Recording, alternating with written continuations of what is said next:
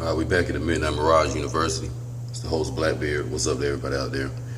And in today's tape, I want to talk about something that I somewhat hinted towards in the tape on the Atlas ritual. When I went into the conversation I had with the Caucasian male, and I want to just add and elaborate more on what happened in that dialogue. While me and the guy was talking, somehow, some way, I can't really remember, but something about religion came up.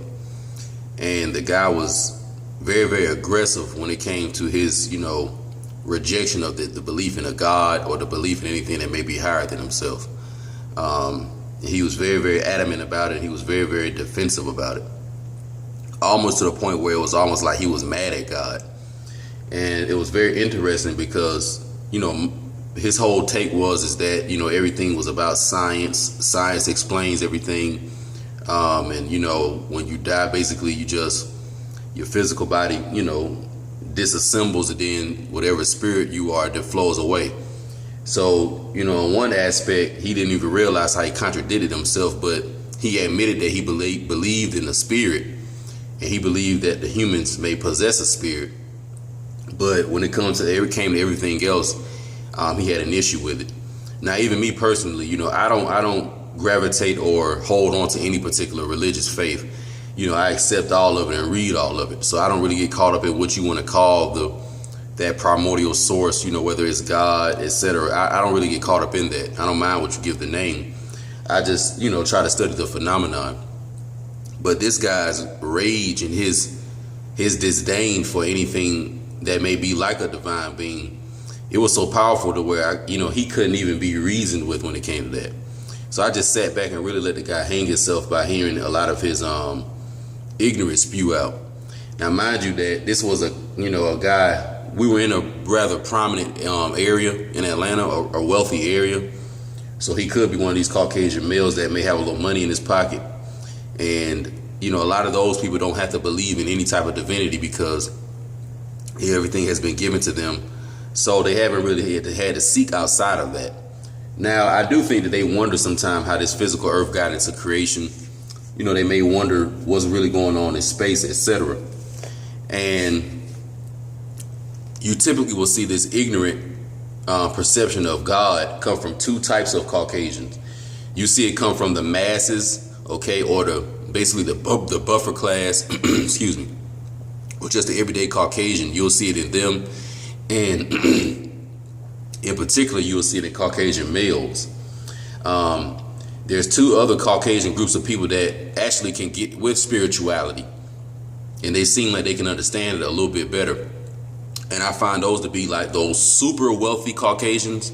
So I don't mean like, a few 100,000 to the low millions. I mean like ultimate wealthy. Those people understand spirituality, and believe it or not, your average Caucasian female or Caucasian woman can understand spirituality. I found that to be very interesting. Even on some of my tapes, I've had a few Caucasian, a few European women comment on my tapes. So shout out to those women. They were very brave to do that. But that just kind of proves my point on, if they comment on my tape, I typically talk about a lot of advanced spiritual topics. So, Caucasian females usually are into that. There is even a little spiritual bookstore that I go to here in Atlanta to get candles and stuff like that.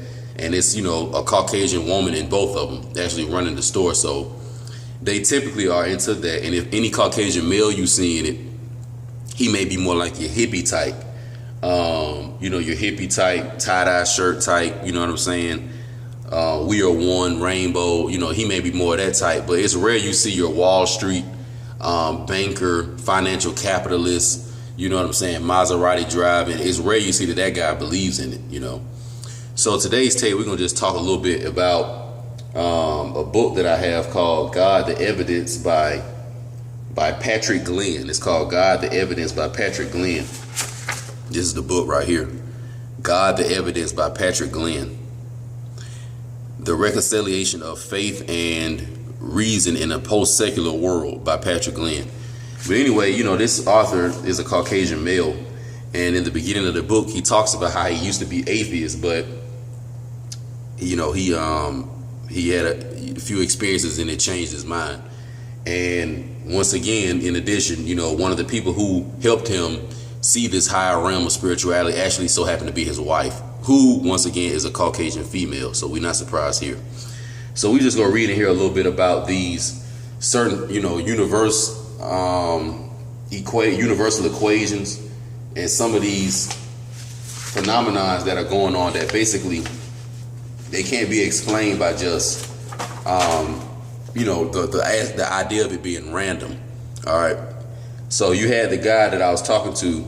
He did say that he believed in the universe, and he did say that there is a spirit that leaves the body, but he didn't believe that there is a divine being or divine intelligence that's actually constructing and guiding the universe. And he didn't believe that the spirit itself was a divine being and a divine intelligence. All right. So let's read a little bit about some of these coincidences in the universe that have to be explained in some form of fashion. Now, there's a few examples, so just listen up. Changing the precise ratios of masses of subatomic particles in relation to one another would have similar effects. Even such bases of life as carbon and water depend upon uncanny fine-tuning at the subatomic level. Strange coincidences in values for which physicists had no other explanation. To take just a few examples, gravity is roughly 10 to the 39th times weaker than electromagnetism.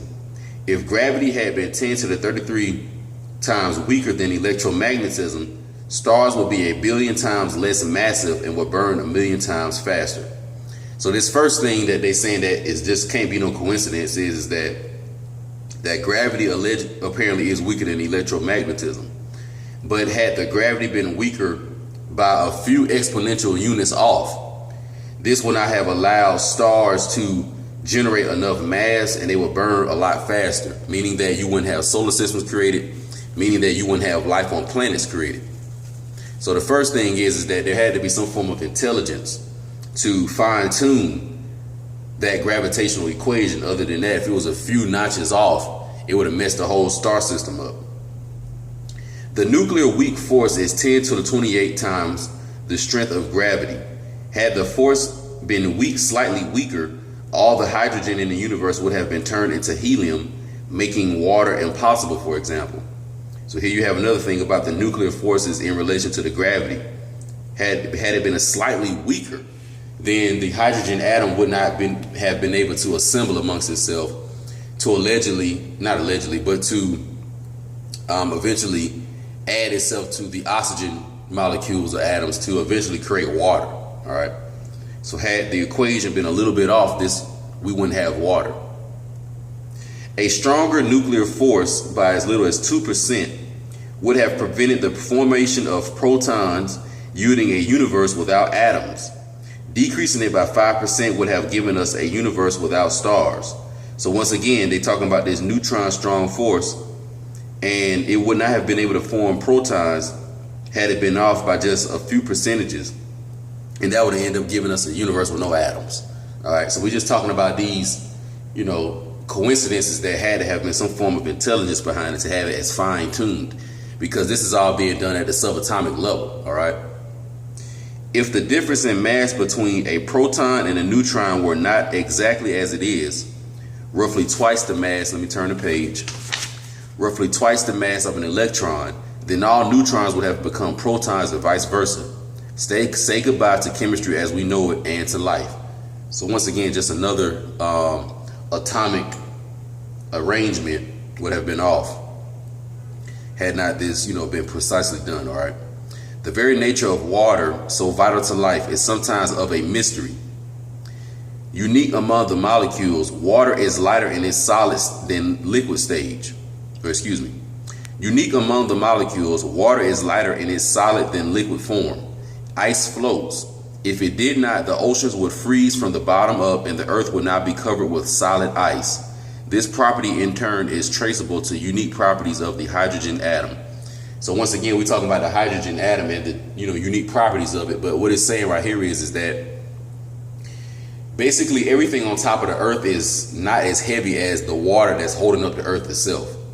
And if the water were just a few molecules weaker, then that water would freeze up. If that water would freeze up, then there would be no foundation up under the planet. And if there's no foundation under the planet, that means that everything on the surface will have just been covered in ice. So you would have had no opportunity for life to really produce itself in the fashion that we know it today. So I find it kind of interesting that, the mysterious nature of water, and how water has these different states, and at each state it will produce and allow a certain type of physical phenomenon to happen. So just a very, very mysterious mystique of water itself shows you that there is some type of divine intelligence that knows that particular essence is needed on this planet, because water on other planets actually may be another form of liquid. So I just find that interesting. Let's continue. The synthesis of carbon, the vital core of all organic molecules, on a significant scale involves what scientists view as an astonishing coincidence in the ratio of strong force to electromagnetism. This ratio makes it possible for carbon-12 to reach an excited state of exactly 7.65 MeV at the temperature typical of the center of stars, which creates a resonance involving helium to the -4, beryllium to the -8, and carbon-12, or beryllium-8, helium-4, and carbon-12, allowing the necessary binding to take place during a tiny window of opportunity, 10 to the -17 seconds long. The list goes on. A comprehensive compilation of these coincidences can be found in John Leslie's book, Universes.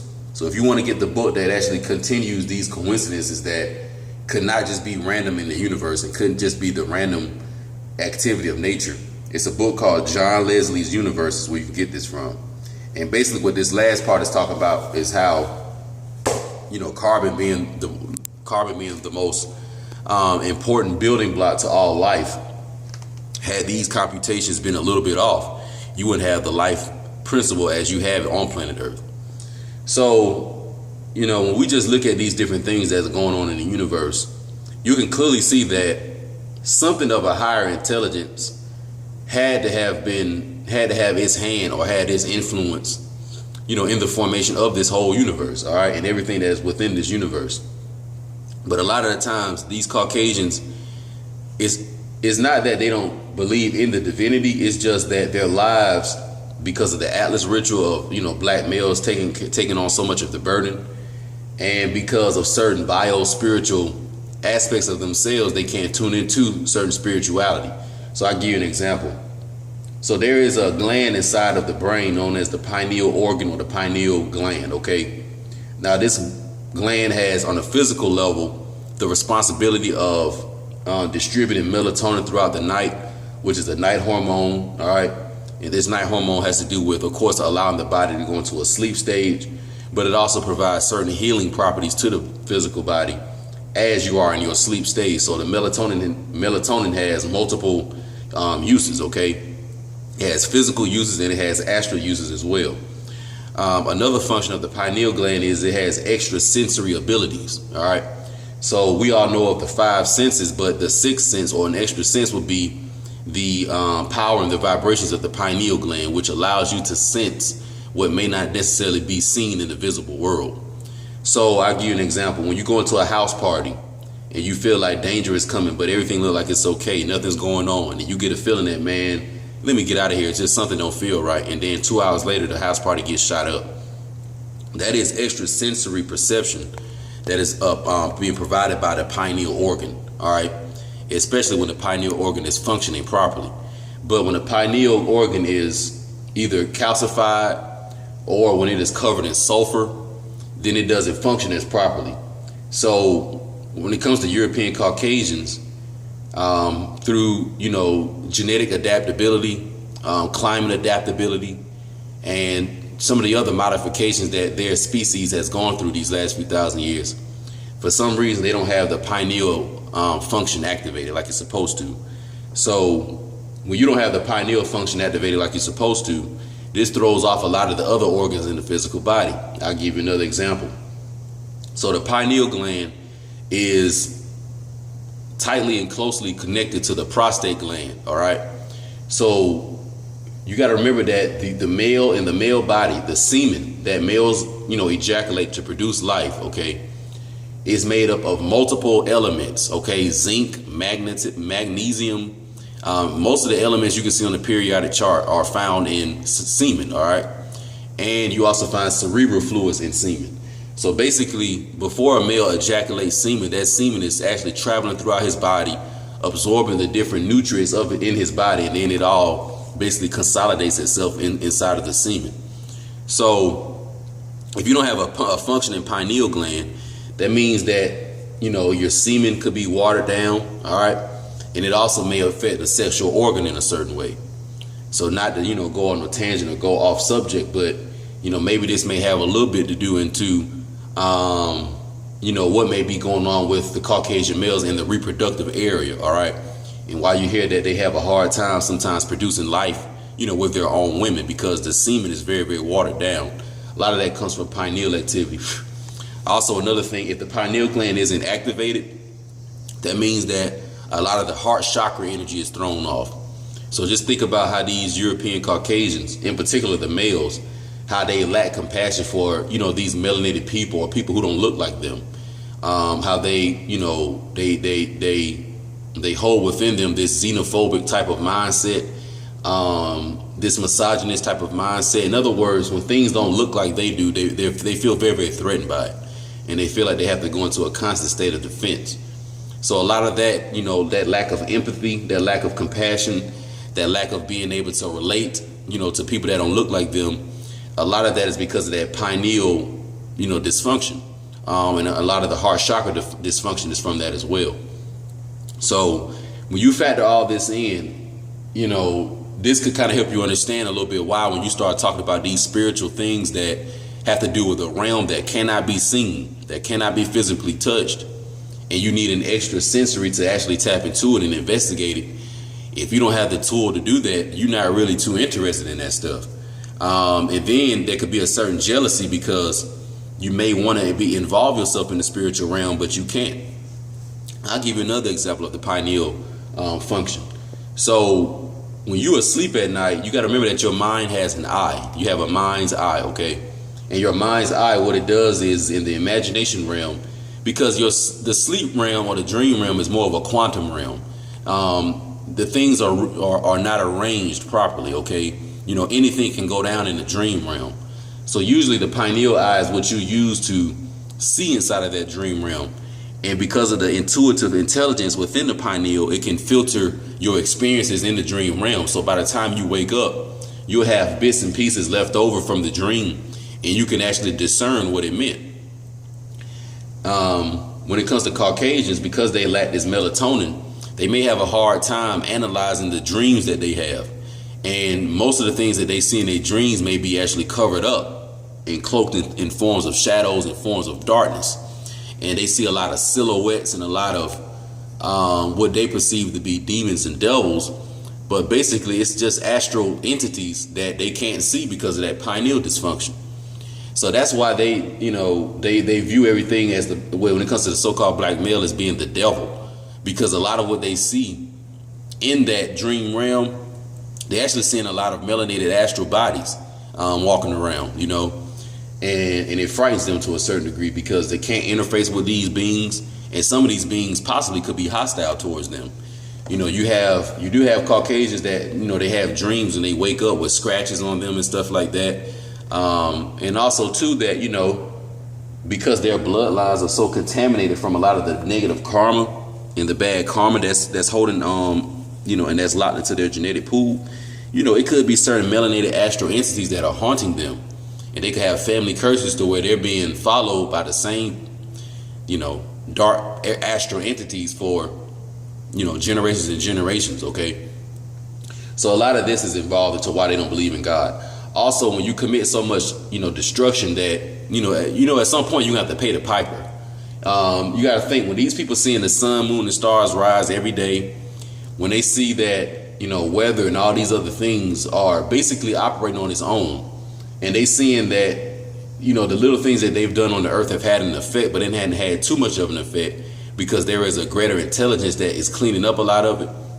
You know, this provides a lot of fear, and they get very, very afraid, because they're seeing that it got to be something out here to continuously keep this, you know, earth in a perpetual state of existence, you know, to keep this sun rising.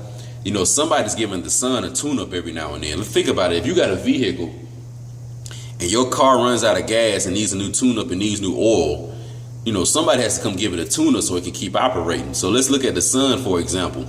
The sun is nothing but a big giant gas ball, all right? And a lot of that fuel and gas is being used up. So on a higher level, something has to be giving the sun a tune-up so it can keep properly functioning right. You see what I'm saying? I know that may sound silly, but just think about it, you know. Something has to be providing some type of maintenance to the whole solar system. Something has to be the janitor for the solar system. It's a lot of dirty stuff in the solar system. You know, just bursted stars and just all kind of shit that's just in the whole ethers, that you have processes that naturally clean this stuff up. Just think about how even when you may have a dead carcass or a dead animal on the street, and how, you know, the flies immediately come on it, they hatch, you know, larvae on it and stuff like that. And then next thing you know, you have more flies growing out of it, and then they basically decompose, you know, the expired organism that, you know, magnetized the flies to it in the first place. That's a very, very intelligent type of phenomenon. You got to think about that. Think about how when you have in a barn, for example, you know, or in a farm-like area that, you know, may have field mice and things of this nature. And think about how the biological ecosystem will immediately put snakes in that area just to keep the thing on balance, so those rodents don't, you know, grow too large in numbers. So you got to think about it. That's a form of intelligence that's doing that. Think about photosynthesis, how when it's winter and then we come back into the springtime, and then you have the bees that go through their pollination stage, and you start having the plants grow. And they just were dead in the winter stage. So you got to ask yourself, there has to be an intelligence that's telling them to get ready to grow around the springtime. And it's not the fact that it's just the sun is showing up. So the photosynthesis itself is a spiritual process. And even think about human photosynthesis. You know, this is something I wrote about in my book. The same way that after the winter stage, or the stage of death, or the stage of being in the underworld, plants rise and plants create new life, the human body works the same way. So, you know, when you go into a sleep stage, a subconscious stage, all the way to a physical stage of death, you're always being rebirthed and regenerated and going through your own aspect of human photosynthesis. Anytime you feel kundalini busting in your body, that's a human photosynthesis activity going on. All right. So Caucasians, they have a lot of issues with this stuff because, you know, they don't have the VIP pass to really tap into a lot of this stuff. And usually when you're not able to experience something, you really quick to say that it's not real. All right. So, you know, I just want to make this so you melanated people can realize sometimes when you're dealing with them people, you got to be careful, because a man or a woman who doesn't believe in life after death and doesn't even believe in a higher divine aspect of themselves, they are dangerous and they will do anything, and they are very, very hostile. Okay. My father used to always tell me when I was younger, he said that before these European Caucasians give us the planet back, they would rather destroy it. And he's right. You know, these people are not going to give anything back because they can't play into the new Jerusalem that the cosmos is actually creating on this planet. So they trying to do a lot of stuff to, you know, disrupt the other people's lives, and just bother to, you know, just fuck stuff up on the planet, because the people who are going to be here and that will be allowed to experience it, you know, they're jealous of those people. All right. So most of, you know, the hatred that they've always had for melanated copper people of the planet, you know, all the Aboriginal people, it's only one reason, y'all. It's just the lack of melanin, and it's the lack of, you know, spiritual involvement, you know, and them not being able to feel God, and them being very, very mad at the divine being or whatever higher principality that, you know, manifested them but didn't allow them to have the melanin and didn't allow them to have that spiritual sun within themselves. You know, they get very, very angry when they have to go in the sun and, you know, want to absorb some sunlight to look like you, but at the same time they have to be, you know, chastised and punished by the sun with the cancer and stuff, you know, by having their skin peeling and stuff like that. But then they see you outside with your little cocoa butter and the shea butter on, you know, your chocolate caramel colored peanut butter skin just shining. You know, it's a lot of hatred that's involved in that. I had a Caucasian woman I met. She was in her 70s. We talked one time, and she told me, she said all her wealthy friends, they rushed to Florida to try to get a tan, only to come back and try to chastise and talk about your people for looking the same way. You know, I had a 70-year-old white woman tell me that. So a lot of it just comes from jealousy. When it comes to our melanated women, you know, the melanin is what gives them a lot of the, you know, voluptuousness. You know, a lot of the melanin is involved in that, because like they say, the black don't crack. A lot of that is the melanin. You know, what gives our women those high cheekbones, you know what I'm saying, the full lips, the full nose, you know, all that, man. It's the melanin that does that. Also think about during so-called slavery, when they had the wet nurses. Why do you think the Caucasian male monkeys would say that the black people were animals and they were dirty and they were this and they were that, but at the same time they allowing their white children to be suckled, you know, on the breast of some black woman that allegedly is supposed to be some animal? So how is she an animal, but you allow her milk to go into the, you know, belly of your child, because they know what time it is? The milk that melanated women produce is nothing like the milk that Caucasian women produce. You know, it's a different type of milk. So, you know, to wrap this up, we are not all one. Okay, melanated copper aboriginal people of this planet do not come from the same source as European Caucasians. When we physically die, we do not go to the same source. Okay, so as a melanated person, when I say that I have a direct connection with the Most High, and I know of the Most High, and I believe in the Most High, this has nothing to do with a Caucasian monkey. All right, so don't let them and their lack of, you know, understanding, or their lack of connection to anything higher, don't never let that sway you and try to knock you off of what you think. Because a lot of times they'll try to get in these arguments, and it's like, dude, I'm not here to argue with you about this. I'm already convinced and secure in what I think. It's you that are not. You're the one that's not convinced and secure. That's why you're looking for an argument to try to defend what you think, because you know what you think is flawed. You know what I'm saying? It's a lot of things that happen in European Caucasians' personal lives that they don't tell anybody about, that show them that there is something higher going on, and it frightens them. You know what I'm saying? It does, and they show you a lot of it in their movies. You know, all these movies where they show you these extraterrestrials invading Earth. All these movies in particular deal with the horror. All these movies that have these occult, esoteric themes to it. All the paranormal movies that they make. Like, this is them showing you that there is something else out there, but we are scared as hell because we don't know what it is. Okay? So I just want to put this out there, you know, just so people can have a little understanding, you know. Your spiritual path and your connection to whatever you have a connection to is yours. It's not to argue about. It's not to convince somebody else that they should have it. You know, it's personal and it's yours, because everybody has their own higher self, and everybody has their own Most High that we all collectively invest into. And as far as I'm concerned, you know, I'm only really tied into what other melanated copper people on this planet got going on spiritually. I don't know where Caucasian people are going. I don't fully even know where they came from. And what I do know about their origin, it doesn't line up with mine's. Okay, you know, a lot of them, they subscribe to the evolution of man, and they subscribe to the idea that they may have manifested from a monkey, which is very, very true. You know, I don't deny any of that. But all I'm saying is that as a melanated copper male, that has nothing to do with us as a people. We did not manifest from a monkey. The evolution of ape has nothing to do with us. That Charles Darwin theory has nothing to do with us. We didn't come from monkeys. All right. That was just part of the Afrocentric propaganda, you know, early 20th century propaganda, to just, you know, basically try to do the trading places ritual and make their history our history. All right, so don't fall for that.